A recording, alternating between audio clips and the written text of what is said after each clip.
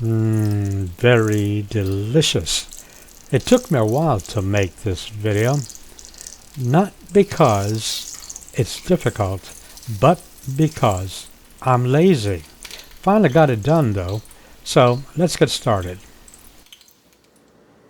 The ingredients are simple. Tomato from my neighbor Brian and the pepper from my friend Sarah. Scallion sort of wilted. I got that out of my refrigerator.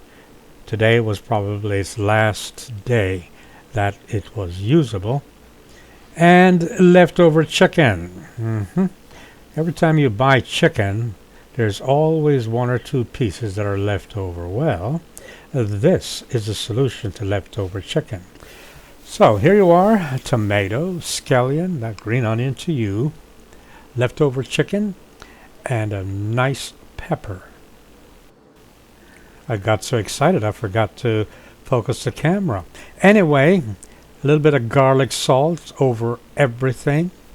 And here is where you add all your favorites. Whatever your favorites are, this is where you want to add it right here.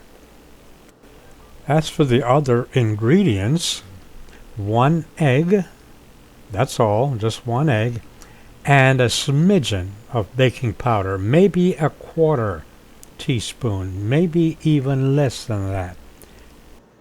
Okay, so on we go. Here's the secret. You've got to set your stove to halfway, medium, not hot.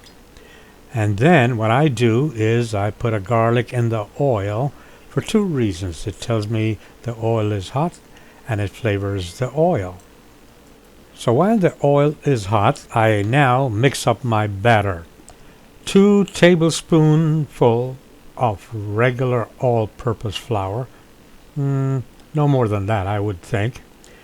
And then to that, what I do is I add a smidgen. I don't know what a smidgen is, but a little bit of baking powder to it, and I mix it up really well. And now to the flour, I add all the other rest of the stuff in the tomato, the pepper, the green onions, the chopped up chicken, all goes in there. And you'll want to mix it well. Then you add the egg and mix that really well, okay? Mix it really well. It's not too late. You can add your other ingredients here.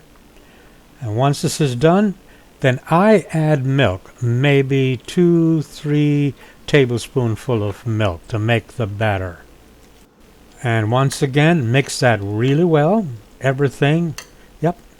And the batter should look like this, like almost like a runny, sort of like a pancake batter.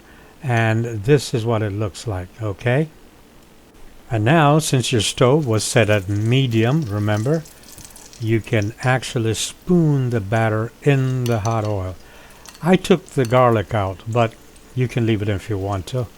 It's easier for me, so it doesn't end up in one of my beautiful little fritters. So you spoon the fritters in, and that's it.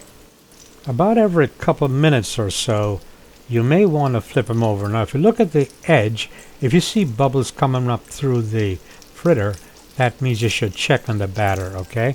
So then you flip them over, and you keep doing that until the brown, golden brown fritters are exactly the way you like them. And then you take them out.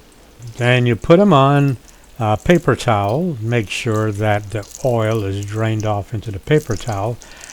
And the only thing left really is to cool them off and then to enjoy them. Now, here's the thing. I like them just the way they are. But some people like them with pickle pepper sauce. Other people may want some of the sauce. For example, barbecue sauce. It all depends on the taste of the person who's going to be eating them. Or if you're doing maybe chunky blue cheese. But of course, if you made them with codfish, salted codfish, then you would not have used blue cheese, now would you? In my case, I'm going to be watching television later, and because it was inspired by Jamaican codfish fritters, I'm going to be having a red stripe beer. So there you have it, leftover fritters with ice cold Jamaican red stripe beer. And now it's time to watch television. Netflix, I think. Oh, maybe Amazon Prime. Oh, I don't know. Something.